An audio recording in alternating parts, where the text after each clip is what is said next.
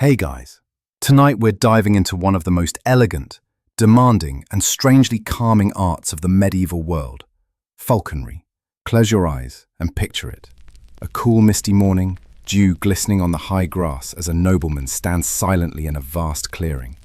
A powerful falcon perches on his gloved hand, its sharp eyes scanning the horizon. Servants wait with bated breath, and then, at a subtle flick of the wrist, the bird launches into the sky, slicing through the air in pursuit of its prey. Of course, while it might sound relaxing from your cozy bed, you probably wouldn't survive long as a medieval falconer. Between the harsh training, the long hours, and the highly political world surrounding these birds, falconry was not for the faint of heart. Still, tonight, you don't have to worry about sore muscles or royal intrigue.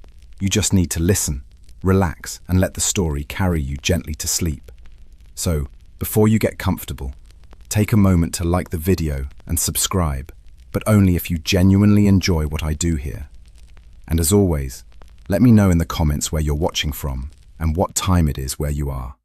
Now, let's begin our journey into the forgotten art of falconry in medieval Europe. Our story starts not in Europe, but much earlier, in the wide open spaces of Central Asia. Long before knights in shining armor or medieval courts existed, nomadic tribesmen of the Central Asian steppes were already perfecting the art of hunting with birds of prey. Archaeological evidence suggests that falconry may have been practiced as far back as 4,000 years ago. In these wide, wind-blown grasslands, where horses roamed freely and game was plentiful, humans observed the power and precision of raptors and began to dream of a partnership.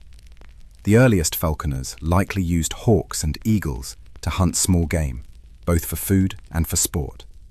This practice gradually spread westward, carried along ancient trade routes and by the migrations of various peoples. It eventually reached Persia, where it flourished and became refined into a sophisticated art form, embraced by Persian nobility. By the time falconry made its way into medieval Europe, it was already wrapped in layers of cultural prestige. European nobles were quick to adopt the practice, enchanted by both its exotic origins and its capacity for pageantry.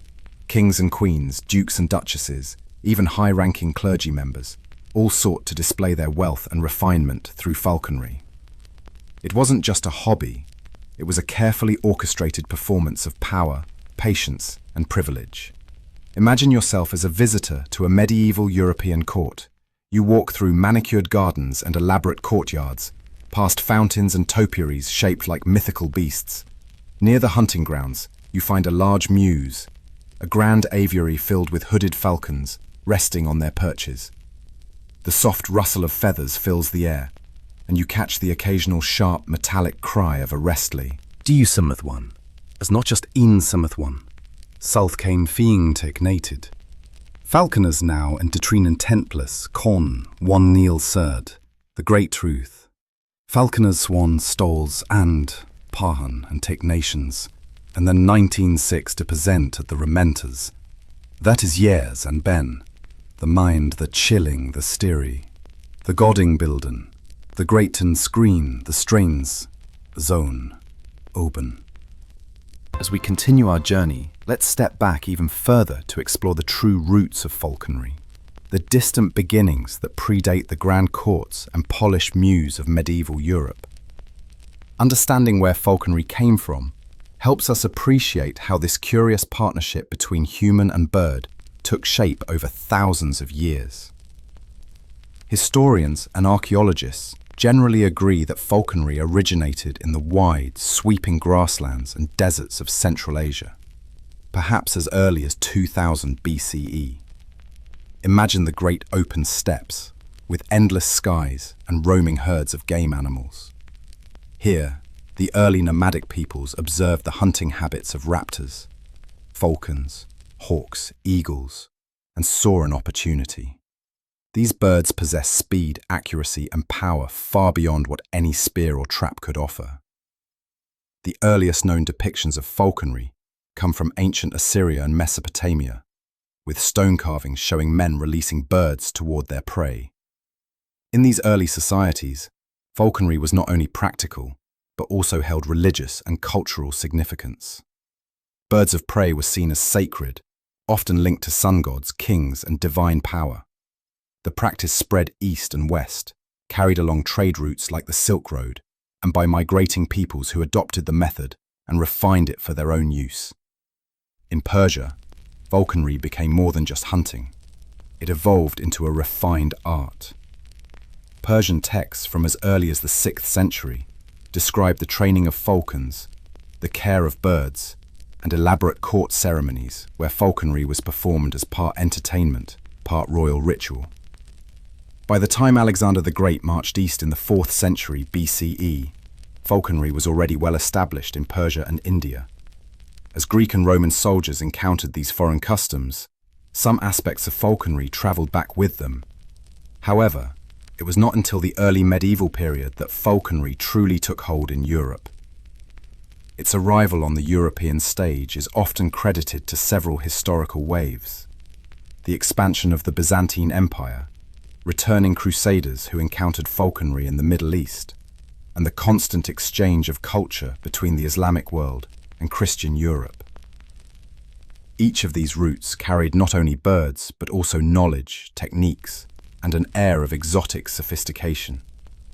By the 8th and 9th centuries, falconry was already practiced among European nobility, though still as a niche pastime. In the Carolingian Empire, for example, Charlemagne is known to have kept falconers among his court servants. But it was during the High Middle Ages, roughly the 11th to 13th centuries, that falconry blossomed into the elaborate courtly art we imagine today. Why did falconry capture the European imagination so thoroughly? The answer lies partly in its unique blend of challenge and elegance. Hunting with dogs required large tracts of land and big, noisy groups of people. Trapping required patience but little skill. Falconry also aligned perfectly with medieval ideals of chivalry and nobility. It reflected the values of discipline, patience, and mastery over both oneself and nature. To train a falcon required gentle guidance rather than brute force, and to hunt with one demanded acute attention to weather, terrain, and animal behavior. These were traits that European aristocrats admired and wished to cultivate. By the High Middle Ages, entire treatises on falconry were being written, many of which survive today. The most famous is probably the Book of Falconry, De Arte Venandi cum Avibus, written by Frederick II, the Holy Roman Emperor, in the 13th century. This remarkable work blends careful observation with philosophical musings on nature, reflecting Frederick's deep fascination with birds of prey. He studied them not just as hunters, but as creatures of wonder, cataloguing their habits and abilities with a level of detail centuries ahead of his time. Frederick's book became the gold standard for falconry knowledge in Europe and was translated and copied for generations.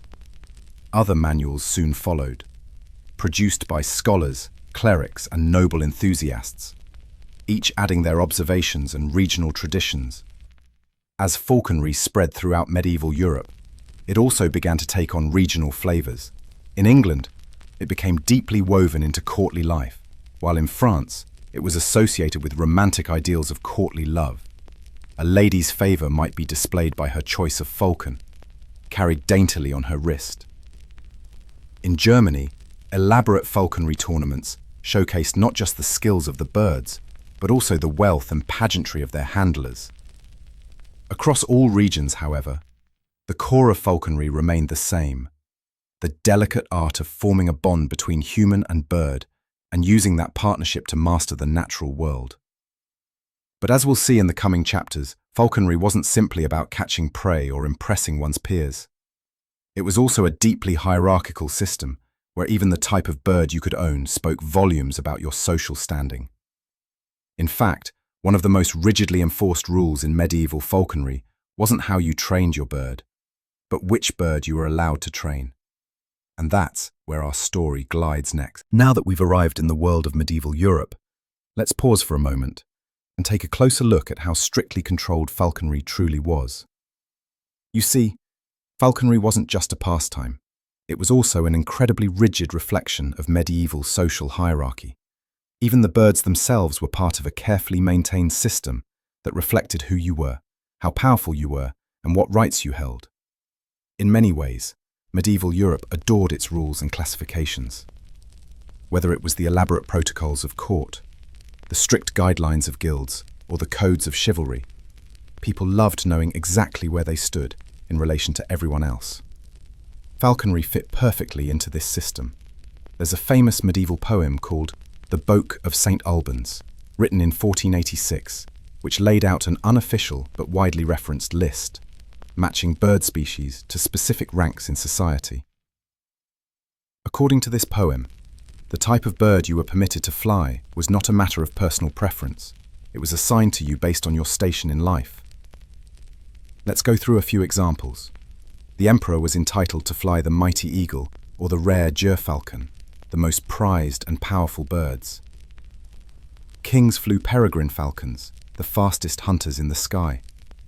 Princes might fly the gentle but skilled merlin. Dukes had the right to fly the powerful falcon gentle, another term for the female peregrine. Knights typically flew saker falcons or lanners. Ladies often carried kestrels or merlins, smaller and more manageable birds.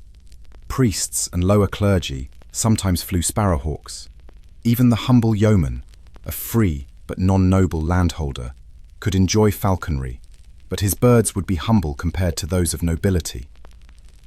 As you can see, the falcon you held on your arm was a living, feathered badge of your place in society. To attempt to fly a bird above your station could invite not only sharp looks from your peers, but serious legal consequences. Imagine you're a merchant who has done well for himself, acquiring land, wealth, and fine clothing. You attend a noble hunt, eager to show off your good fortune, and you arrive holding a falcon gentle. Instantly, the whispers would begin. Who does he think he is? How dare he carry a bird reserved for dukes? Even if your money could buy you the bird, custom and tradition would not allow you to display it publicly. And the enforcement of these unwritten rules wasn't merely social pressure. In many kingdoms, sumptuary laws, the legal codes regulating who could wear what, eat what, and even fly what, were strictly enforced. Offending these laws could result in fines, confiscation of property, or even public humiliation. The nobility guarded their privileges fiercely, and falconry was one of the most visible displays of that privilege. But why were certain birds considered more valuable or prestigious? Much of it had to do with scarcity and difficulty. Falcons, for example, came from the icy regions of Scandinavia, Iceland, and Greenland. They were rare, difficult to capture, and expensive to transport. Their size and striking white or grey plumage made them highly desirable. Only the wealthiest and most powerful could afford to keep them. Peregrines, while more common, were still considered the kings of the sky for their astonishing speed and hunting prowess. Merlins, though smaller, were appreciated for their agility and elegance, especially suitable for noblewomen. Each bird species also required specialized training and care. The larger and more powerful the bird, the more skilled and experienced the falconer needed to be. This naturally limited access even further, after all. Not everyone had a highly trained falconer on staff. It's easy to romanticize the idea of these hunts, elegant men and women dressed in fine garments moving gracefully through meadows while their birds soared overhead. But behind every hunt was a deeply entrenched system of control, signaling who belonged and who did not. Falconry was never simply about the joy of the hunt. It was always about demonstrating mastery over birds, over nature, and over the rigid social order. Even training these birds reflected the values of nobility. Falcons and hawks were not broken through cruelty, as one might break a wild horse. Instead, falconers used patience, careful conditioning, and gentle repetition. The process required a calm, composed temperament, the same qualities expected of a noble courtier.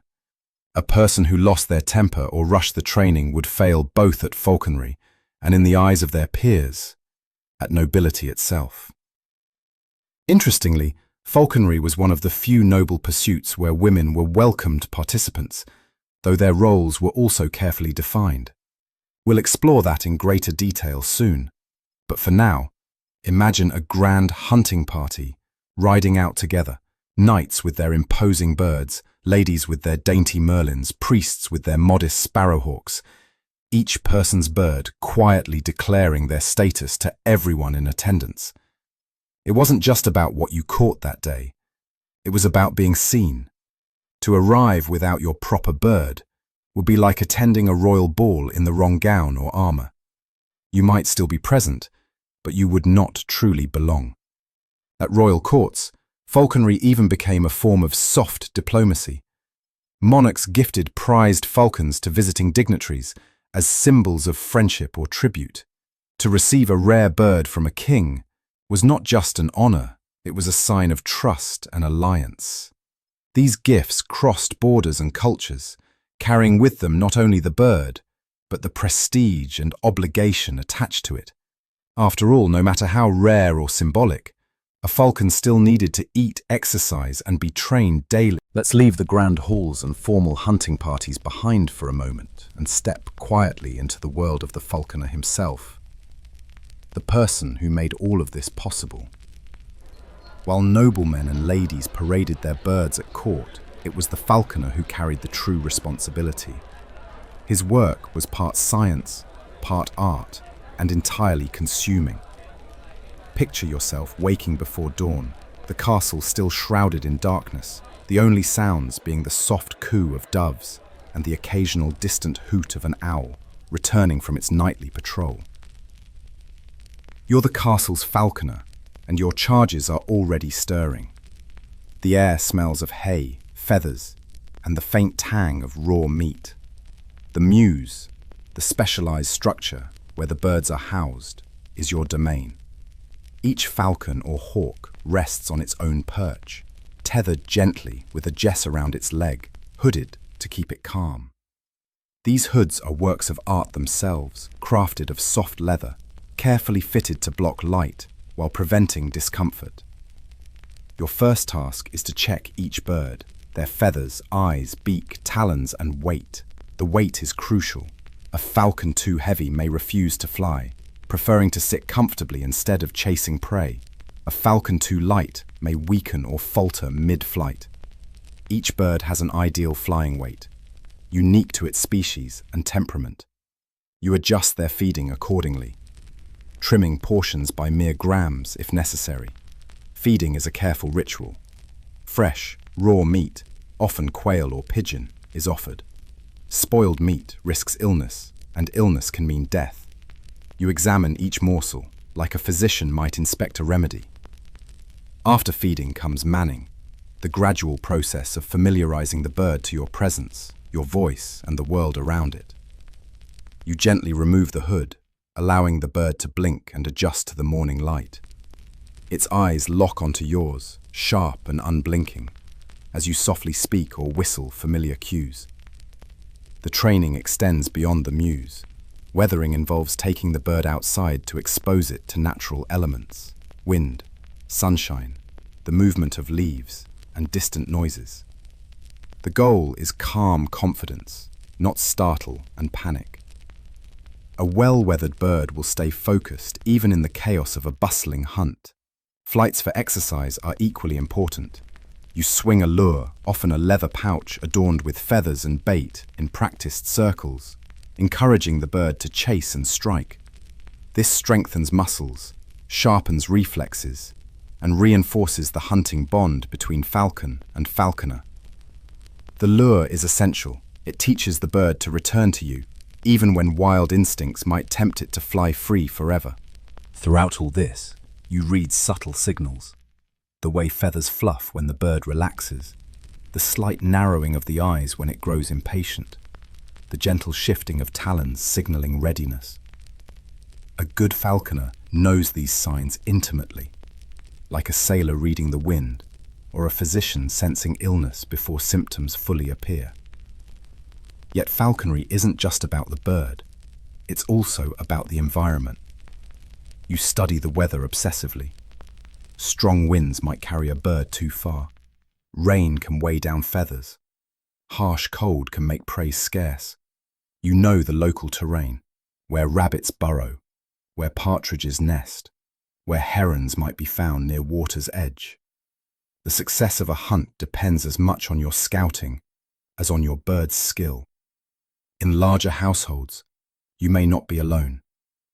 Apprentice falconers, often young boys, assist in daily duties, learning slowly under your watchful eye.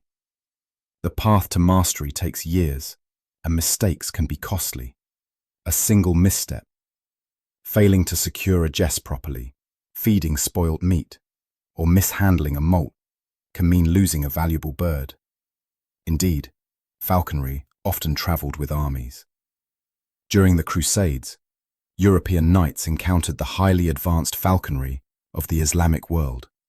Some brought back both birds and new techniques, enriching the European tradition.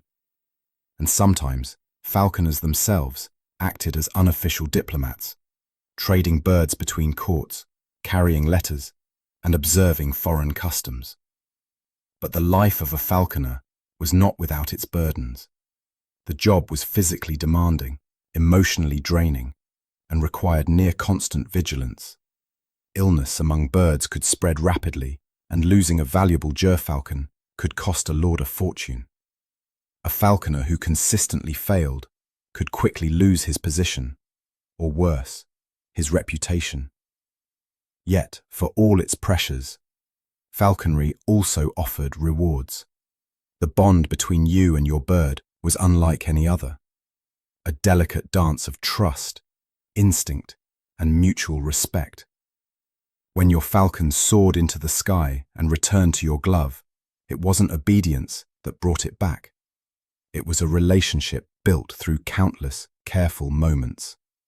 As the sun sets, you guide each bird back to its perch, ensuring hoods are secure, tethers fastened, and feathers smooth. The mews grow quiet again, and you allow yourself a brief moment of pride. Tomorrow will begin before dawn once more, but for tonight, both you and your birds rest. In the next part of our story, we'll return to the glittering courts and tournaments where falconry was displayed at its most theatrical, not for sustenance, but for status. With the falcons well trained and the falconers ever watchful, it's time for us to venture into one of the grandest expressions of falconry, the medieval tournament.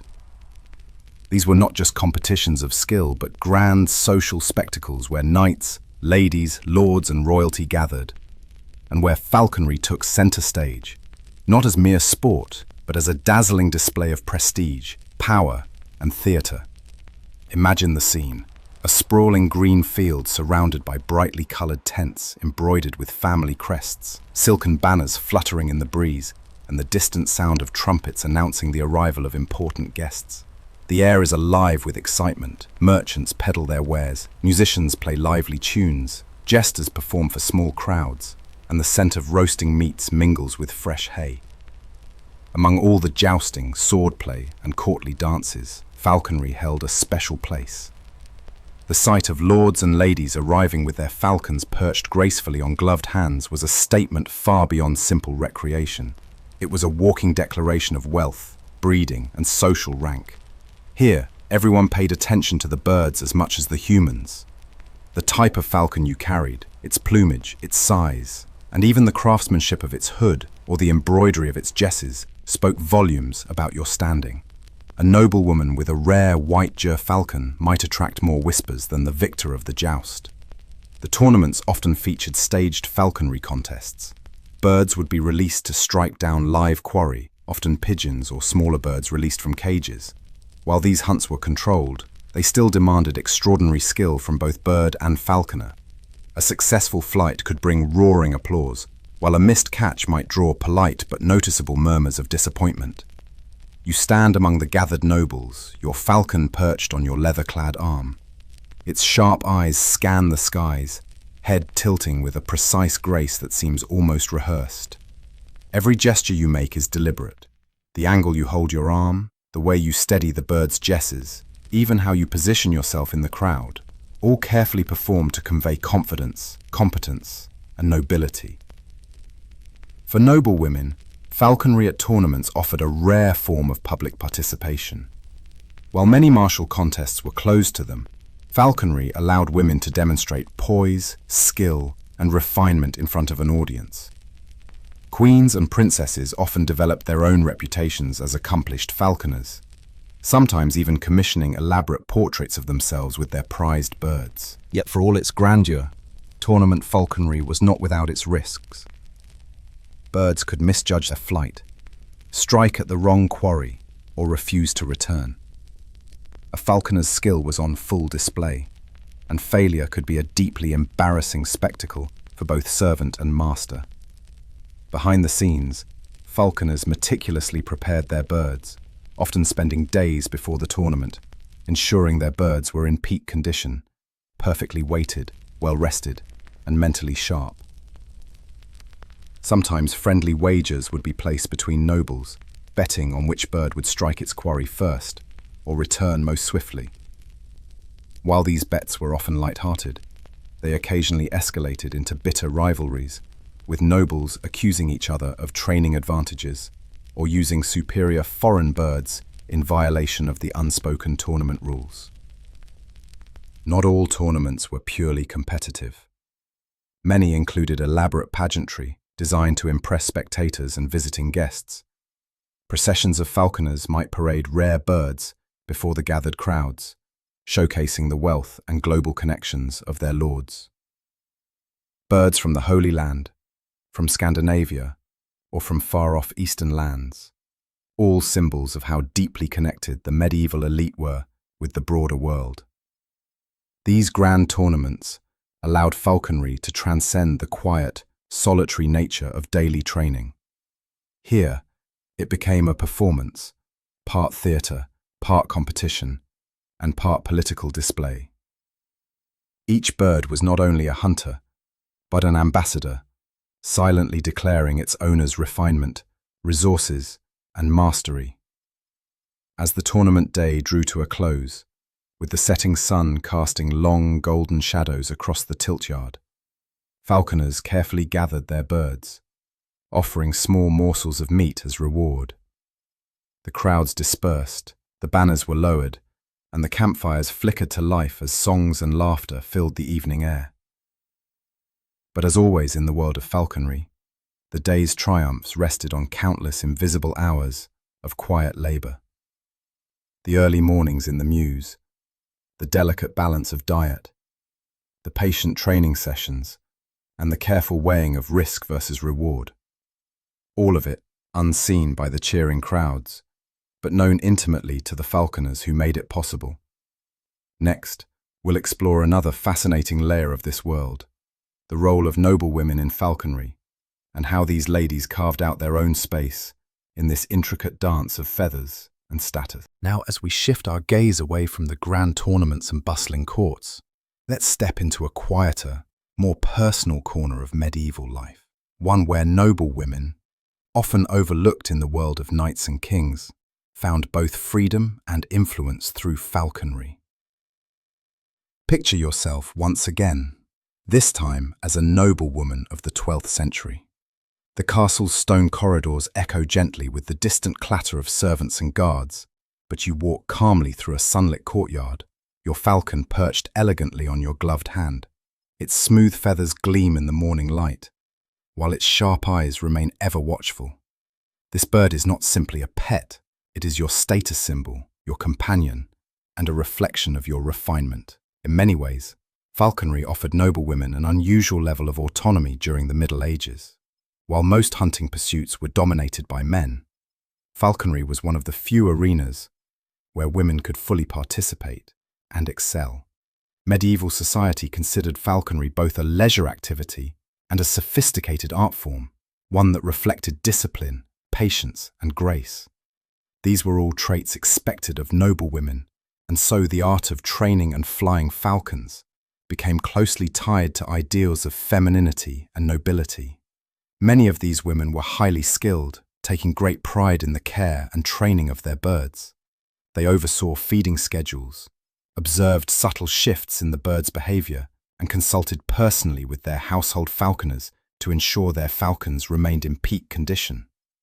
While male falconers often handled the daily maintenance, The final authority over a noblewoman's prized bird often rested with her. Falconry manuals of the period, rare and treasured books, sometimes included sections specifically addressing noblewomen, recognizing their deep involvement in the practice. These manuals offered guidance on everything from selecting the right species of bird to the finer points of training, diet, and flight routines. Interestingly, some of the most detailed falconry manuscripts were dedicated to queens, duchesses, and high-ranking ladies, reflecting the respect they commanded within this field. Different birds also carried different social connotations for women. The merlin, a small falcon known for its speed and agility, was particularly popular among noblewomen. Light enough to rest easily on a woman's arm and graceful in flight, the merlin was often seen as the perfect companion for ladies. It was elegant, refined, and yet still a fierce hunter in its own right. Imagine standing on a gentle hillside at dawn, surrounded by soft mist as your merlin circles overhead. You give the command, and with a sharp cry, it dives towards a fleeing lark. The entire scene is like a carefully choreographed dance, one you've practiced and perfected over many long months. Queens and princesses frequently led by example. Eleanor of Aquitaine, one of the most powerful women of the medieval world, was said to be an avid falconer. Her love for the art only strengthened her image as a cultured, capable leader.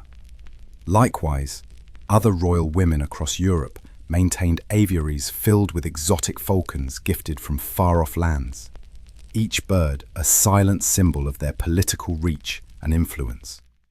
But the role of women in falconry was not without its challenges. As with many pursuits in the medieval world, their participation was often shaped by strict expectations of behavior and decorum. A lady's falconry outings were typically carefully chaperoned, and any sign of improper conduct could draw gossip or scandal. Yet, within these boundaries, noble women still found surprising freedom. Freedom to master a complex skill, to command respect, and to engage with the natural world on their own terms. Falconry also played a role in the domestic and emotional lives of these women.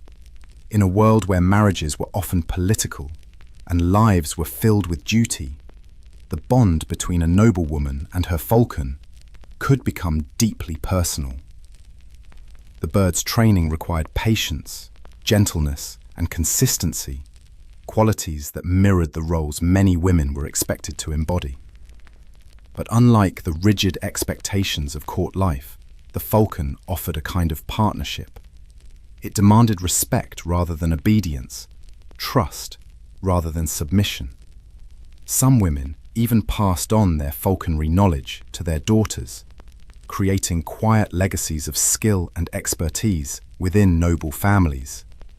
Girls growing up in these households learned to handle birds almost as early as they learned to read or sew, ensuring that falconry remained part of the family's traditions for generations. And while falconry was often viewed as a pastime for the upper class, there were also women of lower rank, wives of minor knights or wealthy merchants, who participated as well, though their birds were often less exotic and their opportunities more limited. As evening falls, you return from your outing, the merlin calm and content on your arm. The servants greet you at the castle's entrance, and the falcon is gently led back to its mews for the night. You pause for a moment, watching as the fading light casts long shadows across the stone courtyard.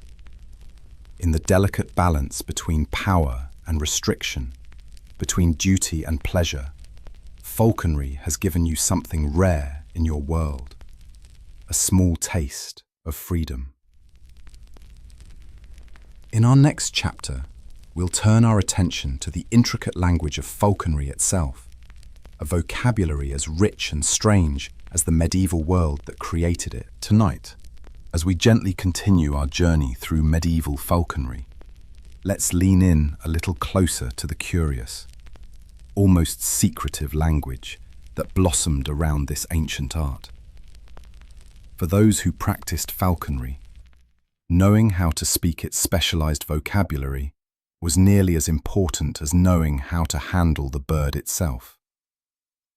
To outsiders, this language might have sounded like riddles or poetry, but to falconers, it was a living code of their craft.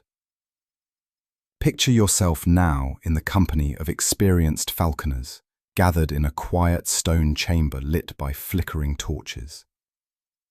The soft cooing of hooded birds fills the background as conversations swirl. The language is rich, technical, yet oddly soothing. Words roll off tongues like whispers passed down through generations, and you're learning to speak it. First, we begin with the most important term, the mews. This is where your falcons are kept, not cages, but airy, carefully maintained rooms or buildings. Each bird has its own perch, positioned to prevent injuries and minimize stress.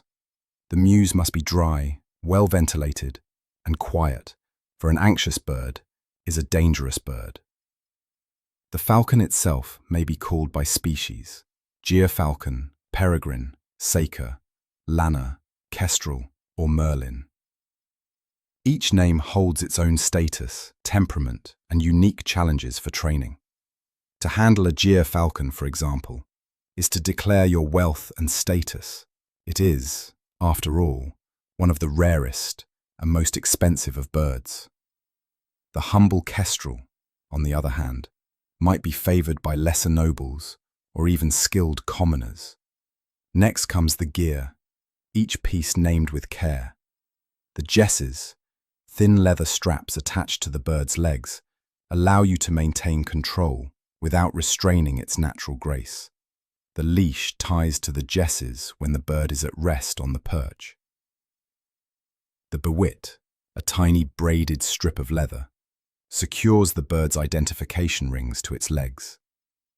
Then there's the hood, perhaps the most iconic piece of equipment, which calms the bird by gently covering its eyes, helping it focus only when you choose. When a bird is ready to fly, you might say it is maned, meaning it's been trained to tolerate handling and to trust its falconer. If the bird disobeys or resists commands, it may be described as baiting, the act of flapping wildly in frustration or anxiety while tethered. As you feed your falcon, you'll carefully measure its weight, speaking of it being in yarak, the perfect hunting condition, neither too fat nor too hungry. Too heavy, and your falcon will lose interest in the chase. Too light, and it may grow desperate or weak. Striking this balance, interestingly, the hierarchy of birds reflected medieval society itself. There was an entire social order to who could fly which bird, codified in what was known as the Book of St. Albans, written in 1486.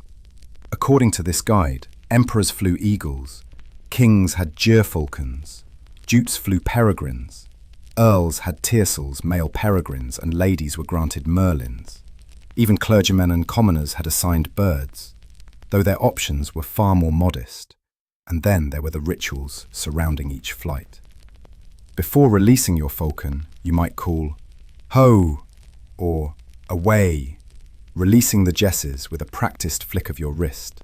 After the catch, you'd call the bird back using a lure, a padded object swung on a string, often decorated with feathers and bits of meat. The sight of it, paired with your voice, was often enough to call your bird home. The falconer's daily conversation was also full of terms describing health and behavior. A bird showing signs of illness might be said to be mewy or casty. If it coughed up a pellet of undigested matter, a natural cleansing called casting, it was a sign of good health. Every cough, blink, or feather ruffle was observed with sharp attention, and each had its own quiet meaning. Even among falconers themselves, this language served as a mark of expertise. To master the terminology was to prove one's deep knowledge, much like a physician or a scholar displaying command of Latin. But falconry's language was not confined to the mews or the field. It seeped into daily speech, giving us phrases that endure even today. When you speak of someone being under your thumb or wrapped around your little finger, you echo the falconer's grip and the jesses. And to be hoodwinked, well, that comes directly from the falcon's hood, blocking its vision to calm it. As you absorb these words, you begin to hear falconry's poetry, a blend of discipline, affection, and ancient understanding passed from master to apprentice, noble to servant, generation to generation. In the next chapter, we'll step away from language and into the sometimes perilous realm of falconry's unexpected dangers, not only to the birds, but to the humans who cherished them. The stillness of falconry may seem perfectly serene, but tonight we quietly step into its hidden dangers, those subtle, unexpected perils that both bird and falconer faced each time they ventured into the fields. Imagine once again, you stand in the open meadow, your bird perched confidently on your glove, the sun glinting off its sharp beak. But beneath this picturesque scene, countless risks lurk just beneath the surface. For the falconer, every outing was a delicate gamble between the majesty of the hunt and the ever-present threat of losing a beloved bird. One of the most common dangers was simple but devastating: loss of the bird. Despite months of careful training, a falcon was always, at its core, a wild creature. A sudden gust of wind, a missed signal, or the tempting sight of far-off prey could lure a falcon beyond the range of voice or lure. In an instant, your precious gerfalcon might vanish into the endless sky, never to return. To prevent such tragedies, falconers sometimes attached tiny bells to their birds' legs, delicate chimes that jingled softly as the falcon flew, allowing the falconer to track its position even when it vanished against the clouds. These bells were crafted with great care, each tuned to a specific tone, and were sometimes imported from far-off lands, such as Persia or Damascus. Yet bells were not always enough. If a falcon flew into dense forest or heavy fog, even its bells might fail to guide its master. Entire search parties were sometimes organized to recover lost birds, with servants scouring the countryside for days. Some falconers resorted to using trained dogs, skilled at tracking birds by scent, to assist in these tense recoveries. Then there were dangers posed by rival animals. A hunting falcon, in pursuit of its quarry, might suddenly find itself the target of larger predators. Eagles, foxes, wolves, and even wildcats occasionally attacked vulnerable birds on the ground. Imagine the horror of watching your precious bird dive after a hare, only to be ambushed by a lurking predator waiting in the shadows. Even other humans could pose a threat. Poaching and theft were persistent problems, especially for rare and valuable birds. Rival nobles or unscrupulous hunters might capture a lost falcon and claim it as their own, knowing how difficult it would be to prove ownership. In some regions, harsh punishments were established for stealing another man's bird, sometimes including imprisonment or hefty fines. But it wasn't only external threats that falconers feared. The birds themselves were delicate creatures, prone to illness and injury. Their feathers could easily be damaged in flight, and a single broken primary feather might render a falcon unfit for hunting for weeks.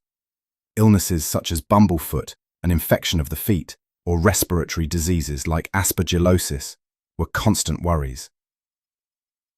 To combat these dangers, falconers became surprisingly sophisticated in their care routines. Special diets were prepared, often consisting of fresh, raw meats, such as quail, rabbit, or even young chickens. The birds' weights were carefully recorded daily, and elaborate molting schedules ensured their plumage remained healthy.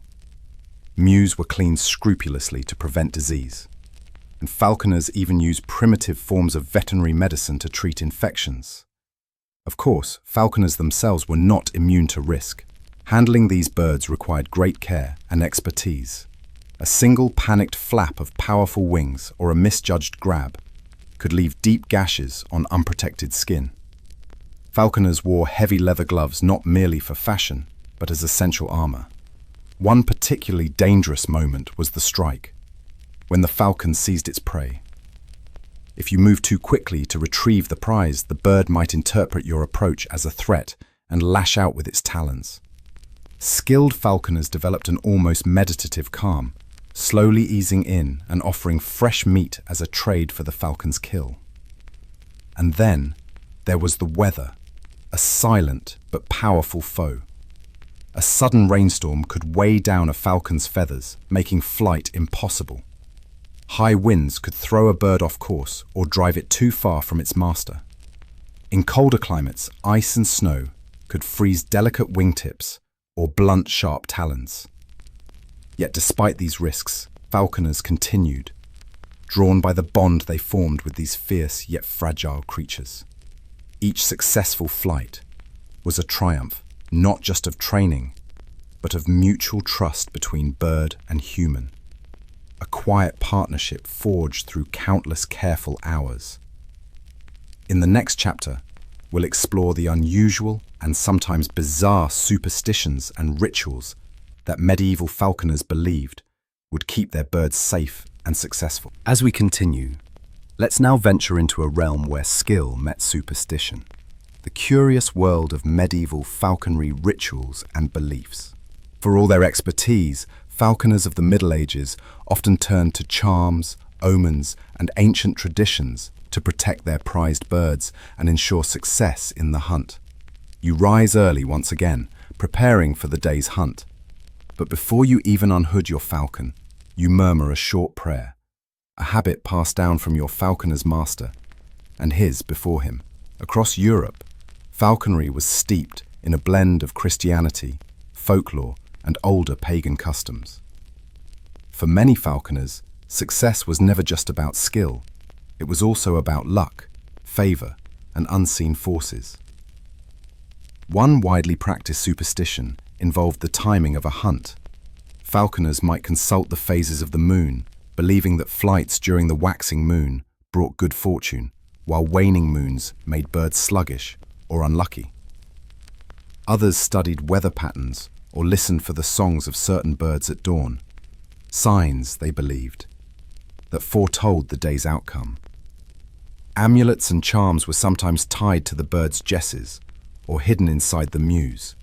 These might include small carved stones, animal teeth, or scraps of parchment inscribed with prayers or protective symbols.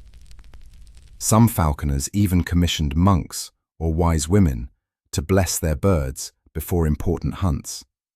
The birds themselves were thought to possess almost magical qualities. In some cultures, the falcon's sharp vision was believed to ward off evil, and its flight symbolized divine favor. Kings and emperors sometimes gifted falcons not only as symbols of political alliance, but as tokens believed to bring good luck to marriages or military campaigns. In times of illness or injury, falconers might resort to bizarre remedies. Medieval texts describe placing warm bread beneath a sick falcon's feet or feeding it mixtures of wine, herbs, and ground pearl dust. One 14th century manuscript even recommends bathing the bird in dew collected at sunrise, believed to cleanse impurities and strengthen its spirit. Equally curious were the customs surrounding the falconer himself. Many believed that a falcon's performance reflected the purity or moral state of its handler. A falconer who committed sins or quarreled with others might find his bird disobedient or ill. Thus, some falconers engaged in personal rituals of prayer, confession, or fasting before major hunts, hoping to clear their conscience and improve their falcon's chances. Certain regions had their own local superstitions. In parts of Germany, falconers avoided allowing women near the mews before a flight, fearing that feminine moon tides might unsettle the birds. In France, it was thought that speaking too loudly in the mews invited bad luck. In England, some falconers wore specific colours, often green or brown, believing these hues harmonized with nature and soothed the birds. Even the act of naming the birds could carry superstitious weight. Falcons were often given names drawn from saints, legendary heroes, or ancient deities. chosen carefully to invoke strength, grace, or divine protection. When falcons succeeded in difficult hunts, their handlers often performed thanksgiving rituals. Some lit candles at local churches or donated food to the poor, believing that gratitude might ensure continued fortune. Others inscribed the names of their birds into personal journals, marking each successful hunt as both a record and a small offering to fate. Behind all these strange customs lay a simple truth. Falconry demanded so much effort, and its dangers were so unpredictable that many handlers sought comfort in rituals. Each charm, prayer, or habit gave them a small sense of control in a world where so much was left to chance. As the candles flicker lower in your muse tonight, you take one last look at your resting falcon, hooded, still, and safe, and whisper a brief prayer, half belief, half habit. Tomorrow's hunt lies ahead. In the next section, we'll journey beyond Europe to explore how falconry connected cultures across distant lands, bringing together East and West through trade, diplomacy, and shared fascination. We witness the gradual twilight of falconry's golden age in medieval Europe. A slow fading, not with a sudden end, but with gentle shifts as the world transformed around it. As centuries passed, the art of falconry, once central to noble identity and daily life, began to yield its place to new forms of power, technology, and changing tastes. You ride alongside a falconer on one of the last grand hunting parties of the late medieval period. The hawks still soar, the dogs still bay in the distance, and the noble lords and ladies still admire their birds with pride. Yet, beneath the familiar ritual, quiet currents of change stir beneath the surface. The first great shift came from the rising use of firearms. The invention and spread of the arquebus and musket transformed hunting forever. Where once skillfully trained falcons were necessary to bring down game, now a well-aimed shot could do the same, faster, with less training, and with far less expense. Firearms democratized hunting in a way falconry never could. Meanwhile, changes in land use also took their toll. The enclosure movements and expansion of agriculture reduced wild hunting grounds across Europe. As forests gave way to farmland and towns, there was simply less space for falconry to thrive. Fewer noble estates maintained vast parks or preserves where birds could fly freely. Social shifts also played their part. The rise of the merchant class and centralized monarchies meant that displays of wealth and power increasingly took place in courts, salons, and cities, rather than on the hunting grounds. A gilded ballroom or a royal council chamber became the new arenas for influence. Falconry, with its reliance on land, servants, and tradition, belonged to an earlier age. The growth of scientific inquiry further changed people's relationship with animals. By the Renaissance, birds of prey were studied not just for their hunting prowess, but as subjects of anatomy, natural history, and curiosity. While the fascination remained, the context shifted from practical partnership to scholarly observation. Even within the nobility, tastes evolved. Equestrian sports, elaborate banquets, tournaments, and imported exotic animals increasingly captured the imagination of the elite.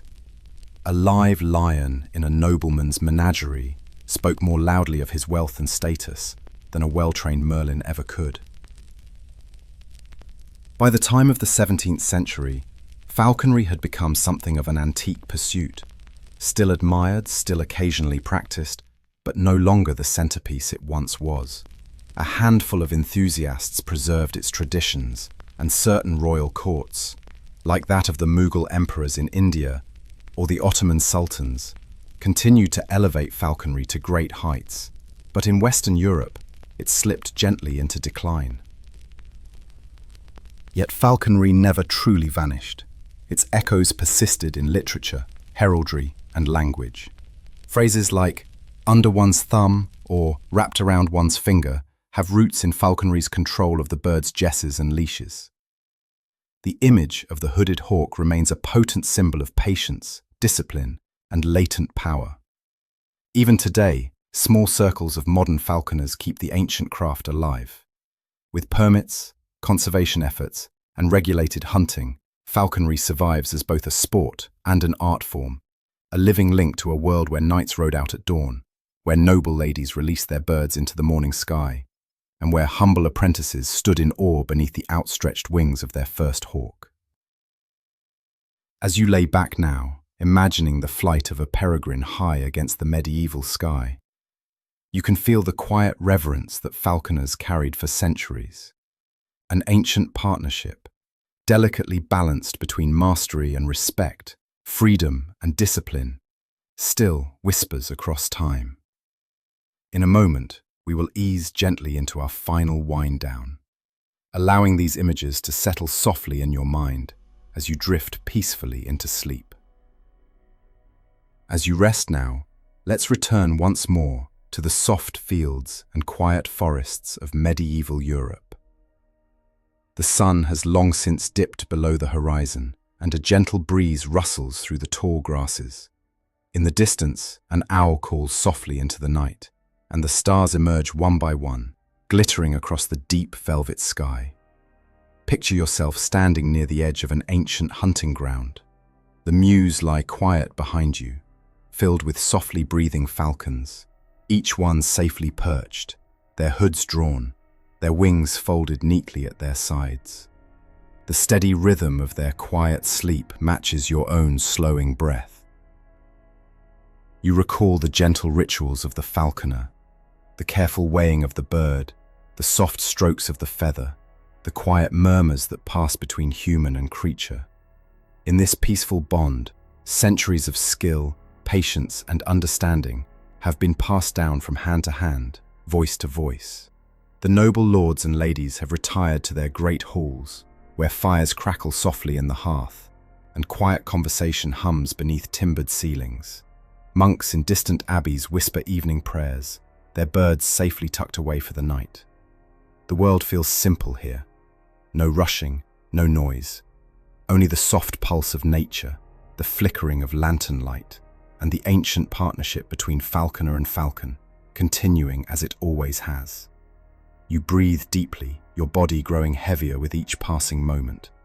The stories of falconry, of soaring wings and whispered commands, now gently fold themselves like wings into your dreams. Sleep well, dear listener,